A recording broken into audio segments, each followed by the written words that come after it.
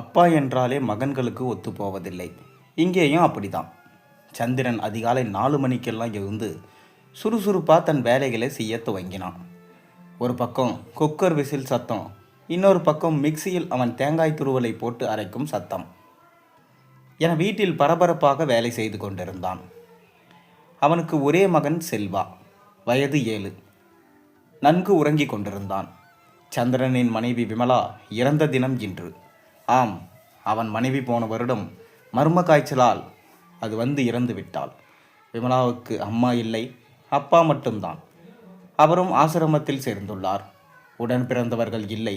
அதேபோல் சந்திரனுக்கும் பெற்றோர் இருவரும் இல்லை. எனவே தனியாக தன் மகனை வளர்த்து வருகிறான்.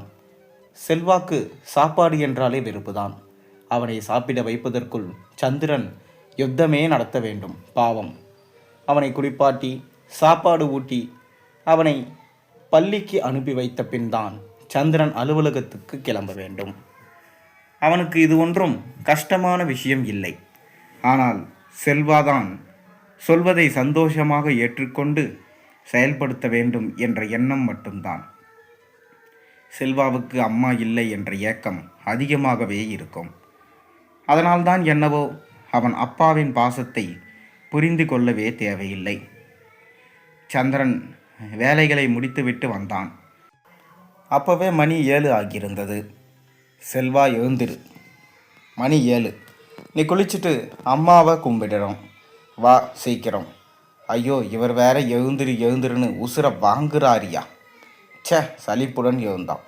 ப்ரஷ் பண்ணி முடித்தவுடன் சந்திரன் பால் டம்பரை எடுத்து நீட்டினான். அப்பா, எனக்கு பால் வேண்டாம், பூஸ்ட் தான் வேண்டும், ப்ளீஸ்ப்பா. இல்லைப்பா, இன்று அம்மா நினைவு நாள் இல்லையா, அதனால் பால் தான் சாப்பிடணும். குடிச்சிட்டு நல்ல பிள்ளையா குளிச்சுட்டு ஓடிவா.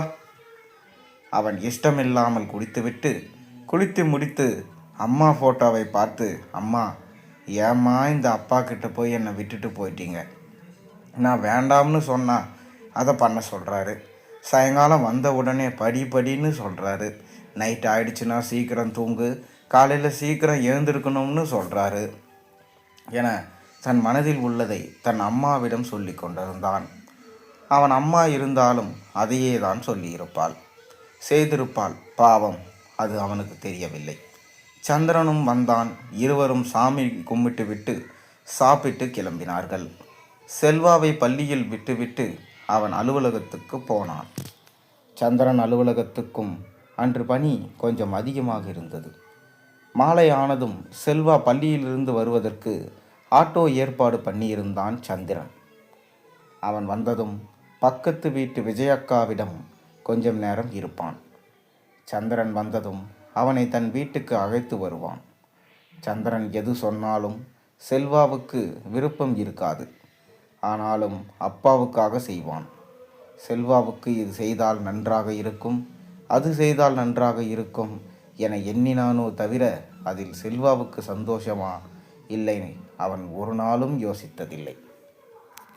செல்வா நூடுல்ஸ் வேண்டுமென்றால் அது ஆரோக்கியம் அல்ல என்று சேமியா சமைத்து கொடுப்பது, அவன் சாக்லேட் விரும்பினால் பல்லுக்கு கெடுதி என்று விருப்பமில்லாத ஒன்றை அவனுக்கு வாங்கி தருவது, இப்படியே அவன் வாழ்க்கை ஓடியது.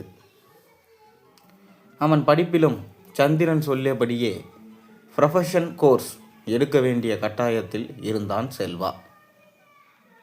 செல்வா ஒரு வேண்டுகோள் விடுத்தான்.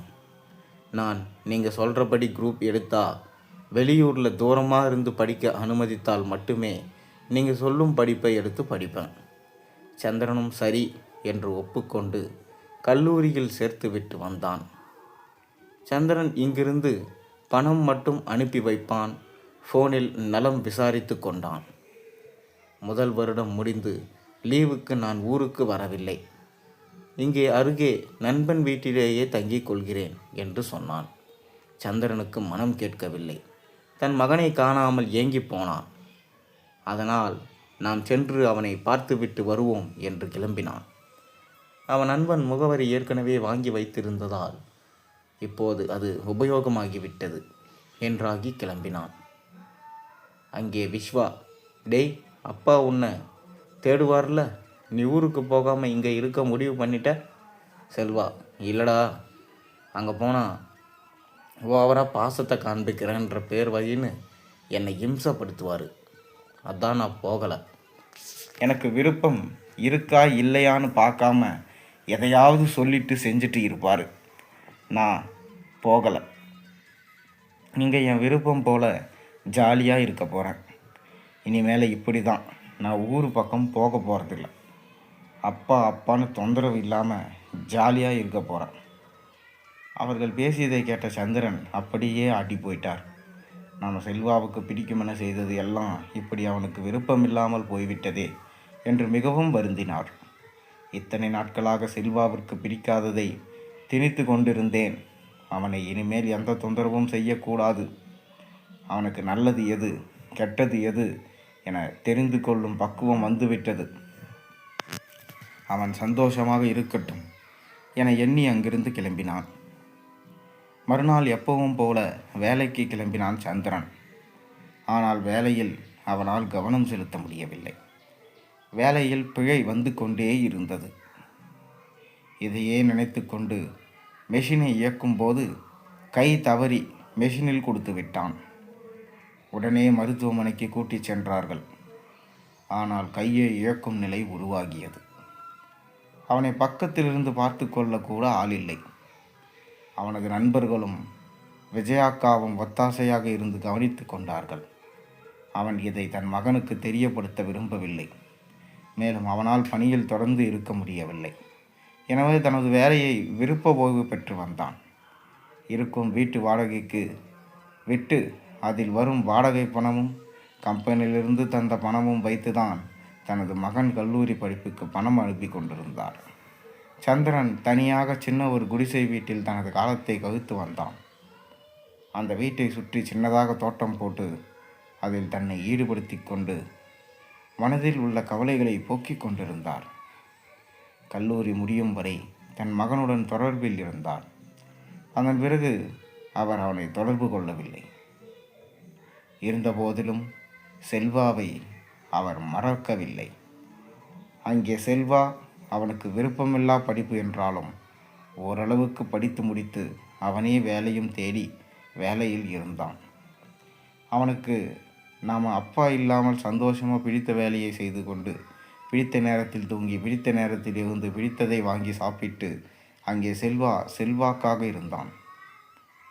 தன் அப்பாவிடம் இருந்து எந்த தகவலும் வரவில்லை என ஒரு நினைப்பு கூட வராமல் அவனது காலம் ஓடிக்கொண்டிருந்தது.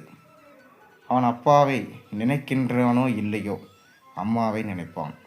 அப்படி ஒரு நாள் அவன் தூங்கி கொண்டிருக்கும் போது அவனது கனவில் அவன் அம்மா வந்து அப்பாவை போய் பாரு என்று சொல்வது போல் தோன்றியது. உடனே எழுந்து அமர்ந்தான். அப்பா எப்படி இருக்கிறாரோ தெரியவில்லை. அவரிடமிருந்து ஃபோன் வரவில்லையே. நானும் அதை பற்றி பெரிதாக எடுத்துக்கொள்ளவில்லை. வருகிற வீக்கெண்ட் அப்பாவை போய் பார்த்துவிட்டு வருவோம் என எண்ணினான். அதேபோல் அவன் ஊருக்கு கிளம்பினான். அவன் வீட்டுக்கு போனால் அங்கே வேறு யாரோ இருந்தார்கள். அவர்களிடம் சென்று சந்திரர்னு ஒருத்தர் இருந்தாரே எங்கே? அவர் அதோ அங்கே தெரியுதே, ஒரு குடிசை வீட்டில் இருக்காருப்பா. சரி தேங்க்ஸ். வெளியே வந்தவன் அங்கே வந்த விஜயாக்காவை பார்த்தான். ஆண்டி எப்படி இருக்கீங்க? ஓ, நம்ம செல்வா தம்பியா கண்ணு, நான் நல்லா இருக்கேன். நீ எப்படிப்பா இருக்க? என்ன இந்த பக்கம் வரவே இல்லை? இப்போ தான் உனக்கு உங்கள் அப்பா ஞாபகம் வந்துச்சா? ஆமாம், வேலை கிடைச்சது, அப்படியே பிஸி ஆகிட்டேன். Sorry aunty. உங்கள் அப்பா உன்னை நினைக்காத நேரம் இல்லை. உனக்காக வாழ்ந்தவர். நீ நல்லா இருக்கணும்னு பாடுபட்டவர். உனக்கு ஒன்றுனா துடிச்சு போயிடுவார். உன்னை உள்ளங்கையில் தாங்கினவர். இப்போ தனியாக கிடக்கிறாரு. சரி, இப்போவாவது வந்தியே, போய் பாருப்போ. அப்பாவை இனிமே நீ தான் நல்லா பார்த்துக்கணுண்டா தங்கம். விஜயாக்கா சொன்ன உடனே தான் செய்த தவறை எண்ணி கல்தாகி கிடந்த மனது கொஞ்சம் லேசாக கனிய ஆரம்பித்தது. கண்ணில் கண்ணீர் வர அவன் வேகமாக வந்து அப்பா என்று கட்டி பிடித்தான். அவன் அப்பாவும் செல்வா வந்துட்டியா என்று தன் மகனை தழுவினான். அதன் பிறகுதான் செல்வா உணர்ந்தான் தன்னை ஒரு கரம் தான் தழுவியது, இன்னொரு கரம் தழுவவில்லை என்று. என்னப்பா இது, என்னாச்சு? சந்திரன் தனக்கு நடந்ததை சொல்ல செல்வா ஓவெனகுதான். எனக்காக வாழ்ந்த என் அப்பாவை இந்த நிலைமையில் இருக்கும்போது நான் உதவக்கூட இல்லையே. உன்னை பற்றி தவறாக நினைத்து கொண்டு உன்னை தவிக்க விட்டேனே. எனக்கு எத்தனை ஜென்மம் எடுத்தாலும் மன்னிப்பு கிடைக்காது. உன் அன்பை நான் சரியாக புரிந்து கொள்ளவில்லை. நீ என்னை உன் கட்டுப்பாட்டுக்குள் கொண்டு செல்கின்றாய் என நினைத்து கொண்டு நீ காட்டிய உண்மையான பாசத்தை, அன்பை நான் மதிக்க தவறிவிட்டேன். முதலிலிருந்தே அப்பா என்றால் கண்டிப்பு, கண்ட்ரோலர் என தவறாக புரிந்து கொண்டேன். என்னை மன்னித்து விடு அப்பா என்று ஓவென கதறியவுதான். சரி விடுப்பா, அப்பா பிள்ளை உறவென்றால் இப்படிதான், அழாதே என்று கூலாக பதில் சொன்னார். அப்பா, இனிமேல் உன்னை விட்டு நான் போக மாட்டேன். நான் தான் உன்னை கவனித்து கொள்ளப் போகிறேன். நீ இங்கிருந்து தனியாக கஷ்டப்பட வேண்டாம், நாம் சேர்ந்தே இருப்போம் என்று தன்னுடன் கூட்டிச் செல்ல தயாரானான் செல்வா. இதுவரை அவர்கள் வாழாவாகவே வாழப் போகிறார்கள். இருவர் மனதிலும் சந்தோஷம் பொங்க ஒருவரை ஒருவர் பாசத்தோடு தழுவினார். அம்மா தன் குழந்தையை 10 மாதம்தான் சுமக்கிறார். ஆனால் அப்பாவோ தன் வாழ்நாள் முழுவதும் சுமக்கிறான். எத்தனை செல்வா வந்தாலும் அப்பா என்ற உணர்வை புரிந்து கொள்ள முடியாது. ஆனாலும் தங்கள் பிரியத்தை, தங்கள் வாழ்நாளை தன் பிள்ளைகளுக்கு கொடுத்து கொண்டுதான் இருப்பார்கள். சந்திரன் மாதிரி அப்பாக்களுக்கு என் கதை சமர்ப்பணம். கடலில் குளிக்கும்போது அந்த தண்ணீர் நமக்கு பிடிக்காது, உப்பு கரிக்கும். ஆனால் அதே கடலை கரையில் இருந்து நாம் பார்க்கும்போது எவ்வளவு அழகானதாக தெரியும். அதுபோலதான் கஷ்டத்தின் உள்ளே இருந்து அதை பார்த்து கொண்டிருந்தால் மேலும் மேலும் அது தொந்தரவாக தான் தெரியும். நாம் கொஞ்சமும் வெளியே வந்து அதை ஆராய்ச்சி பண்ண வேண்டும். அப்போதான் அதற்கான தீர்வும் நமக்கு கிடைக்கும். இந்த கதை உங்களுக்கு எப்படி இருந்துச்சு? பிடிச்சிருந்துச்சா? மறக்காமல் கீழே கமெண்ட்டில் சொல்லுங்கள். மேலும் சேனலில் போடுற ஒரு வீடியோஸும் பிடிச்சினா மறக்காமல் சேனலுக்கு சப்ஸ்கிரைப் பண்ண, லைக் பண்ணுங்கள், பெல் ஐக்கனை ப்ரெஸ் பண்ணுங்கள். மேலும் நாளை ஒரு நல்ல அருமையான கதையோடு உங்களை சந்திக்கின்றேன். அதுவரை உங்களிடம் விடைபெறுகின்றேன். நன்றி, வணக்கம்.